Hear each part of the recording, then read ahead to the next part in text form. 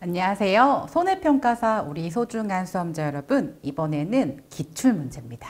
자, 기출문제를 공부하는 방법은 그 문제와 그 정답을 보고 이것을 내가 아는 건지 모르는 건지 확인을 하셔야 돼요. 그래서 자꾸 이렇게 풀어보는 것도 너무 좋지만 이렇게 갑자기 이제 이론 공부하다가 갑자기 풀어보면은 이 문제 유형에 어색할 수가 있습니다. 그렇기 때문에 이 문제 유형을 익숙하게 한다. 그것에 집중하셔서 우리가 실제 시험 볼 때 적응력을 높이는 게 가장 중요합니다. 자, 1번. 농업상 용도에 따른 작물의 분류로 옳지 않는 것은? 옳지 않은 것은 이렇게 X 쳐줘야겠죠? 여기서 물어보는 게 뭐예요? 농업상 용도예요. 그래서 우리가 1단원에서 봤던 건데 우리가 공예작물, 즉 특용작물이라고 하고 그리고 우리가 사료작물, 가축이 먹는 것들, 녹비작물, 또 원예작물도 있었고 또 식용작물도 있었어요. 그래서 이렇게 어떤 용도로 쓰냐라는 것들에 대한 작물의 분류인데 이 주형작물이라는 거는 똑바로 꼿꼿하게 쓰는 거 있죠. 이런 예를 들어서 벼 같은 거. 그리고 이제 이런 것들의 그 모양새를 보고 그 초형이라고 하죠. 그걸 보고 물어보는 거라서 1번, 2번, 4번과는 물어보는 그 분류가 다 같지 않습니다. 그래서 주형작물이라는 거 또 다른 것들은 이제 포복형 이렇게 고구마 같은 거 있잖아요. 기어서 자라는 거. 그런 것들이 어떤 그 생김새에 따라서 구분하는 거예요. 그래서 51번의 답은 3번 골라주시면 되겠죠. 자, 그 다음에 토양입니다. 토양에 딱 만져봤을 때 물리적 그런 특성이 아닌 것은 물을 잘 보유할 수 있는지 그 알갱이 사이사이에 대한 얘기고 기체가 다 통할 수 있는지 그래서 기체의 통기성 그리고 환원성이라는 거는 산소와 산소가 빠져나가는지 안 나가는지 그거 생각하는 게 더 많아요. 그래서 환원은 옆에다 써주세요. 화학적인 특징이에요. 그래서 4번도 그렇고 1번도 그렇고 물이 빠져나가는 걸 얘기하고 물이 들어오는 걸 얘기하는데 3번은 기체죠. 2번은 이제 어떤 무기 이온의 그런 이제 생각을 해서 이제 구분하시는 거라서 2번은 물리적 특성이 아니다. 구분하시면 될 것 같습니다. 자, 그 다음에 토양. 자, 입단이 뭐죠? 토양이 떼알 구조 형태로 알갱이 형태로 구조되는 거죠. 그래서 떼알 구조를 이루어야 되는데 입단이 파괴됐어요. 그 요인은 뭐냐? 우리가 경운 아주 심하게 땅을 갈거나 자꾸 토양을 이제 부셔버리는 그런 상황이 입단, 떼알 구조를 파괴해버립니다. 자, 반대로 떼알 구조를 만드는 것은 유기물을 시용하거나 토양을 덮어줘서 이제 심한 그 타격감을 보호하거나 두가작물, 즉 무슨 과작물이에요? 콩가작물을 우리가 재배해서 토양 구조를 좋게 해주는 거죠. 그 외에도 녹비작물 재배하셔도 괜찮습니다. 그래서 입단 형성하는 방법, 입단을 파괴하는 방법 두 가지를 구분해 주세요.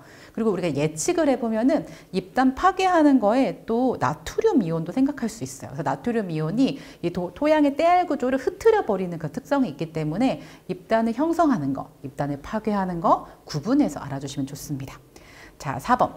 54번 토양 수분에 관한 설명으로 옳지 않는 것은 그래서 결합수, 그 다음에 수분 포텐셜, 중력수, 그리고 수분 장력, 다양한 개념들이 이제 복합적으로 나온 문제입니다.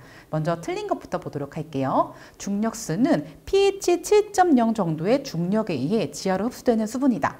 자, 중력수 우리가 공부할 때 어땠어요? 물이 좀 많은 상태를 얘기했어요. 자, pH 7.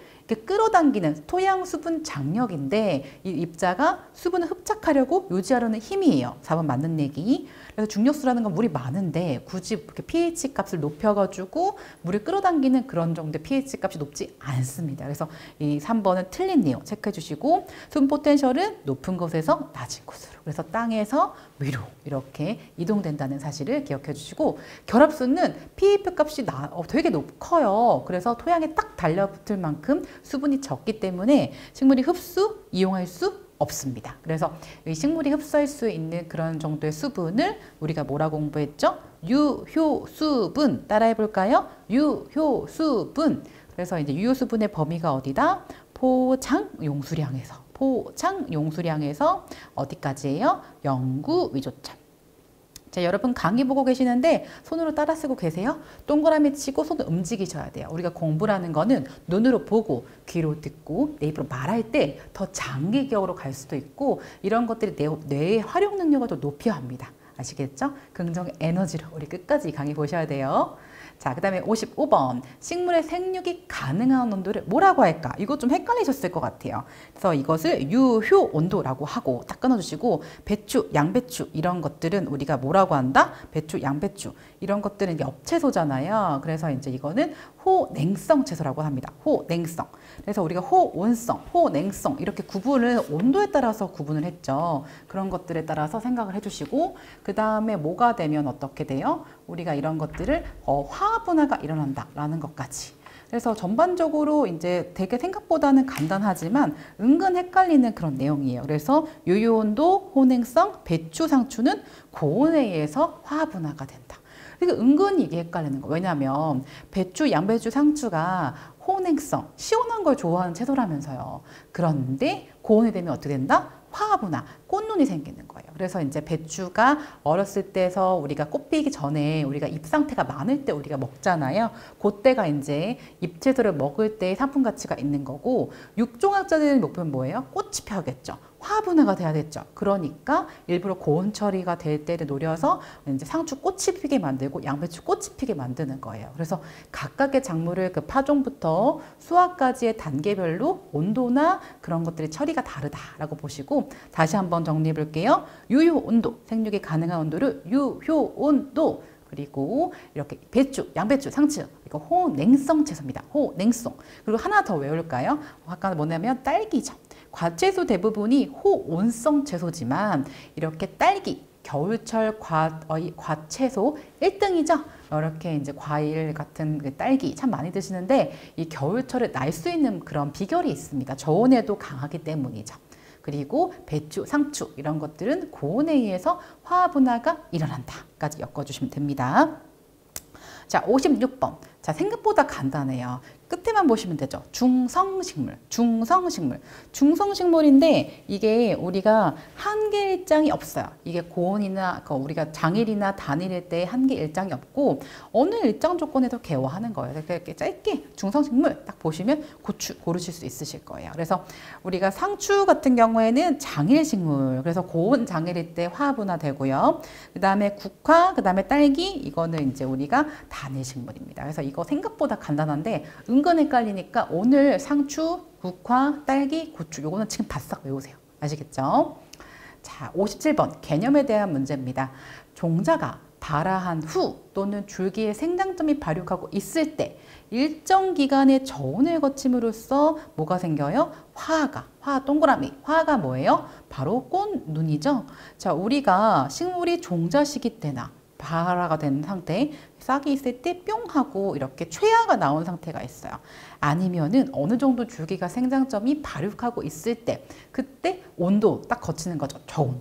그래서 이것을 뭐라고 한다? 추나, 즉 버날리제이션이라고 합니다. 버날리제이션 따라해 볼까요? 버날리제이션. 그러니까 식물이 종자 시기 때 혹은 어느 정도 컸을 때 요 두 시기에, 그 일정 시기에 온도를 거쳐야 돼요. 근데 일반적으로는 저온을 얘기하죠. 그래서 종자 시기 때 우리가 저온을 거치는 거는 종자 춘화형 이렇게 얘기하고요. 종자 춘화형 따라해 볼게요. 종자 춘화형.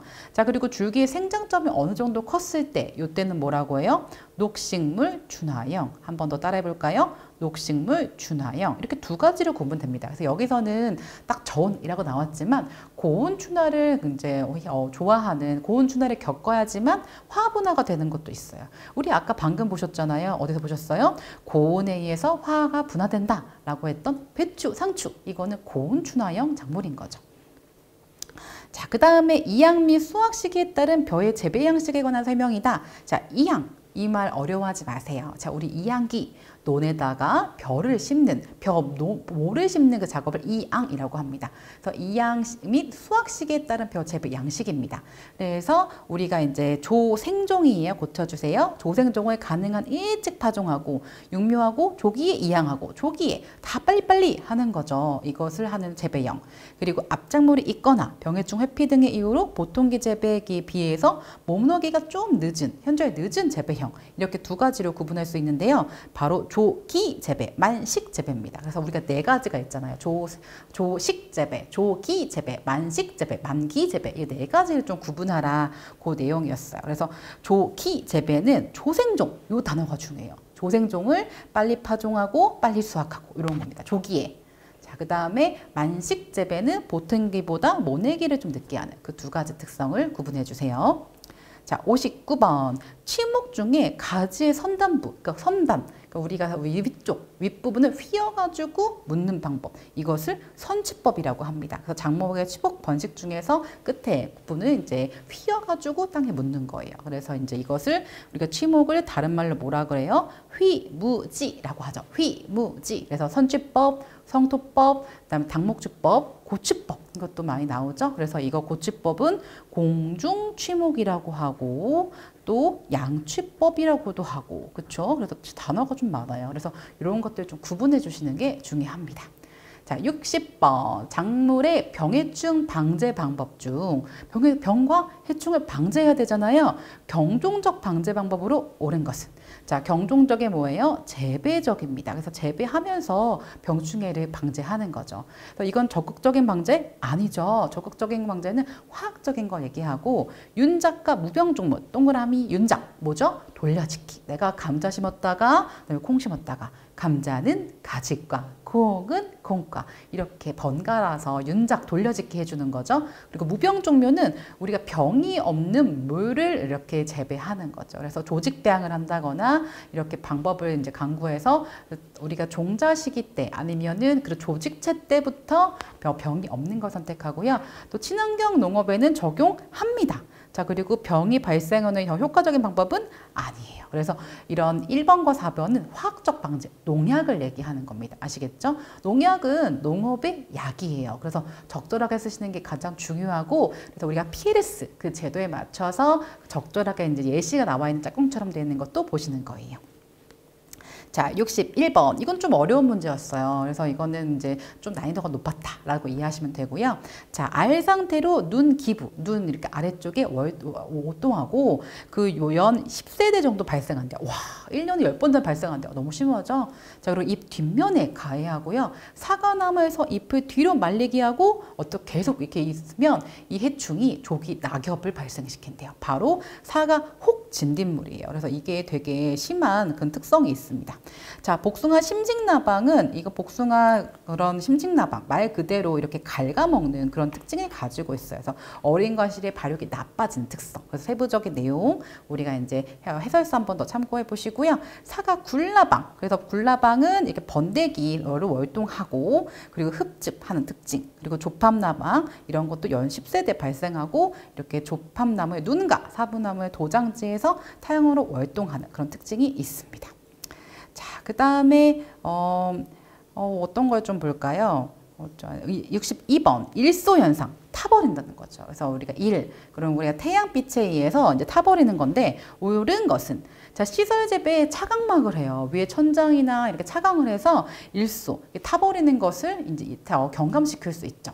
자, 그리고 겨울철 직사광선 있죠? 이것이 원줄기나 원가지, 남쪽 숲이, 남쪽 그 나뭇가지에 피해를 주는 경우도 일소예요. 그래서 우리가 남쪽에 해가 많이 든다. 그래서 해가 이제 드는 방향으로 집을 많이 지으시잖아요. 창문 방향도 많이 하시고. 그런데 햇빛이 너무 강하면은 이렇게 원줄기, 나무의 가지나 이런 줄기가 타버리는 경우도 있다라는 거. 자, 그리고 개심자연형, 배상형, 이거 이제 수형에 따라서 구분한데 개심자연형이 훨씬 더 일소가 더 적게 발생하고. 자, 그리고 과수원 평지를 위치할 때 방향도 중요하죠. 동양의 과수원이 서양의 과수원보다 일소가 더 적게 발생한다. 그래서 지금 여기 헷갈리는 거 몇 개 보시면 개심, 배상, 그다음에 동양, 서양 이거 두 개 좀 구분하시면 좋을 것 같습니다. 자, 그 다음에 63번 벼 재배 시 풍수해 예방 및 경감 대책으로 옳지 않는 것은 자, 우리가 바람이나 아니면 물 이걸로 인해서 벼 재배할 때 피해를 겪는 경우가 은근 많아요. 그랬을 때 우리가 내 도복성 잘 쓰러지지 않는 품종을 먼저 선택해 주셔야 되고 그리고 태풍이 지나갔다 그러면 이제 벼가 꺾이면서 이렇게 거기 안에 이제 곰팡이균이나 여러 가지 세균이나 이렇게 들어올 수 있죠. 세균제 살포해 주셔야죠. 그리고 침수됐어요. 그리고 물이 너무 들어왔어요. 이런 논에는 물을 급속하게 빼주셔야 돼요. 자, 그래서 밀식 재배하면 안 된다. 그래서 답은 2번 골라주시면 됩니다. 자, 그리고 만약에 작물이 안타깝게 쓰러졌잖아요. 그럼 뭐가 발생되냐면 수발아가 발생됩니다. 그래서 수발아. 그리고 발아하면 좋은 거 아니야? 라고 생각할 수 있겠지만 수발아가 나왔다 그러면 엄청난 피해이기 때문에 수발아 나오면 X 해주세요. 특히 손해평가사 실제 업무 보실 때 수발아 피해 증상을 한번 확인하면서 아유 어떡해요 우리 농부님한테 어떡하죠 막 이렇게 이제 상담을 하는 경우가 은근히 많습니다. 자, 64번 과수작물의 동해, 상해에 대한 설명으로 옳지 않는 것은 자 배나무의 경우 일찍 피는 따뜻한 지역에서 늦서리 피해가 많이 일어나요. 그래서 우리가 이제 봄철에 종종 이런 기사를 보실 수 있을 거예요. 봄철이 갑작스러운 늦서리 때문에 꽃이 다 죽었어요. 이런 경우 있죠. 그래서 꽃눈이 잎눈보다 내한성이 약해요. 잎이 훨씬 더 강합니다. 그래서 꽃눈이 훨씬 더 많이 이제 내한성이나 아니면 너무 더위나 이제 물에 대한 피해가 다 약하기 때문에 이 꽃이 상하면은 이제 굉장한 피해가 나타납니다. 자, 그리고 핵과류에는 늦서리 피해가 민감해요. 핵과류 뭐 있죠? 자두, 복숭아, 그러니까 안에 씨 큰 거 있죠? 그것을 생각하시면 되고요. 자, 서리를 방지할 때 이렇게 큰 선풍기 같은 걸로 이렇게 차가운 바람이 모여있지 않게 이제 바람을 좀 유동시켜주고 톱밥이나 뭔가 태워서 온도를 좀 높여줘야 돼요. 그래서 이게 보시면 과수작물이 온실에서 키우는 경우 사실 거의 없잖아요. 근데 참참도 온실로 들어가고 있는데 노지다 보니까 야외다 보니까 이 온도에 저온이 왔을 때 굉장히 많은 피해가 있습니다. 그래서 그런 부분들을 이제 사전에 예방을 하기 위해서 노력을 하시고 또 사후에도 예방을 하려고 우리가 이제 보충을 하려고 많이 하시는데 쉽진 않죠. 그러니까 이런 과수의 동해 피해를 여러분들이 아마 경험을 하시게 될 거예요. 왜냐하면 합격하실 거니까요. 자, 그 다음에 벼의 담수 표면 산파 재배 시 도복에 관한 설명으로 옳은 것은 자, 도복은 뭔지 아시죠? 앞서 설명했던 벼가 쓰러지는 거. 자, 그런데 여기서는 벼를 기르는 방법 특이한 두 가지가 예시가 나왔어요. 자, 우리 앞서서 이양에 대해서 나왔죠. 그래서 벼를 모판에다 기르고 눈에다가 옮겨 심는 거. 그게 생각보다 진짜 힘들거든요. 저도 4월 이제 중순 되면 벽시 파종하러 가야 돼요. 그리고 5월 달에는 이제 이양하는데 그게 너무 노동력이 많이 드니까 담수 표면의 산파, 담수, 논에다 물을 담아놓고 표면에다가 흩어뿌림. 자, 그리고 무논 골뿌림, 골에다가 뿌려버리는 거. 이거에 대한 비교가 있는데 이거에 대한 비교를 이제 짧게 설명하면 자, 우리가 무논 골뿌림에 비해 담수 표면이 도복이 경감된다? 그렇지 않아요. 담수했잖아요. 그러니까 이렇게 뿌리가 논 바닥에 이렇게 딱 고정하기가 힘들어요. 그래서 이런 부분들 때문에 아무래도 이제 뿌리가 이제 발달이 상대적으로 약하다라고 볼 수가 있고 그래서 경감된다 틀렸고요. 자, 도복 경감제를 살포했어요. 이제 농약이죠. 벼의 하위 절간이 짧아져서 이게 너무 그 절간이 뭐냐면 마디 사이예요. 이게 길면은 이렇게 흔들흔들 할 수 있는데 이게 짧아져서 도복이 경감되죠. 그래서 이런 담수 표면에 산파, 흩어뿌림 할 때는 이렇게 도복 경감제를 뿌립니다. 자, 질소 비료를 다량 시비하면 도복이 경감된다. 이것도 틀린 거예요. 질소는 초기에 생육할 때만 뿌리지 이렇게 비료를 질소질 비료 많이 뿌리시면 너무 영양생장 활발해가지고 도복이 활성화됩니다. 그래서 도복 다량 시비한다는 건 X. 자, 그리고 파종 직후에 1회 낙수를 심하게 한다. 이렇게 했을 때 도복이 더 증가하게 되는 거예요. 그래서 이거 사실은 제가 식용작물도 따로 가르치고 있는데 굉장히 세부적인 내용이에요. 그래서 요거는 좀 이렇게 어려웠다. 상수준. 좀 어려운 내용이었다라는. 근데 여러분들이 이제 생각하셔야 돼요. 담수의 표면에 살포한다. 산파, 흩어뿌리죠? 그다음에 무는 골뿌림, 줄지어서 뿌린다. 어떤 게 더 일정하겠어요? 당연히 골뿌림, 줄지어서 더 일정하는 거죠. 그래서 65번에 1번만 좀 헷갈린다. 그리고 도복 경감제를 살포해서 하위 절간. 그러니까 여기가 벼 줄이면 요게 이제 마디, 요게 마디. 그리고 마디와 마디의 사이, 그것을 절간이라고 합니다. 자, 우리도 손목에 보면 여기 손목 여기 각각의 부위가 있는데 이 사이가 있죠. 이런 것처럼 그 사이가 길어지면 쓰러지겠죠. 근데 이 길이를 짧게 만들어주는 게 도복 경감제라는 거죠. 자, 66번 우박입니다. 아무래도 손해평가사는 이 피해 상황에 대한 문제가 많이 나와요. 우박에 대한 피해에 대한 설명으로 옳지 않는 것은 전국적으로 7, 8월이 아니에요. 7, 8월은 우리가 장마가 이제 끝나고 무더운 여름이 오기 때문에 66번의 우박은 4월에서 5월 기후가 불균형할 때 나타나고 봄철 대기가 불안정할 때 나타나는 게 우박이에요. 그래서 우박이 되게 국소적으로 나타나요. 전국적으로 나타나는 것도 아니에요. 그래서 그런 부분이 참 방지하기 너무 힘든 것 같아요. 그래서 과실에 과실에 막 기스나고 새 가지에 막 자국나고 막 엄청 힘들죠. 그리고 비교적 단시간에 우르르 그 알갱이가 막 나타나니까 피해가 국지적이다. 그래서 어떻게 보면 1번에 전국적이다, 3번에 국지적이다. 이게 이제 반대잖아요. 그렇죠? 그래서 답은 1번. 그리고 그물망을 씌워서 그런 이제 우박이 잘 나타나는 곳에는 미리 이제 그물망이 좀 방지해주는 그런 물리적인 방제도 할 수 있습니다. 자, 이거 67번. 되게 좋은 문제인데요. 딸기와 감자의 무병주. 자, 무병주, 병이 없는 식물 개체, 식물 조직 부분을 생성하기 위한 방법은 조직배양이에요. 실제로 이렇게 딸기 모종, 런너를 키워서 하시는 분들은 기존에 있던 그런 딸기에서 병해충이 옮겨올 수 있잖아요. 식물 조직의 즙에. 그러니까 그것의 이제 식물의 일부분을 그 생장점을 이렇게 실험실에서 빨리 이렇게 번식하게 만들어놓은 거죠. 그래서 기내에서 배양해서 우리가 조직을 활성화시켜서 이렇게 이제 실제 파는 거죠. 그래서 이런 것도 굉장히 고도의 기술이죠. 무병주.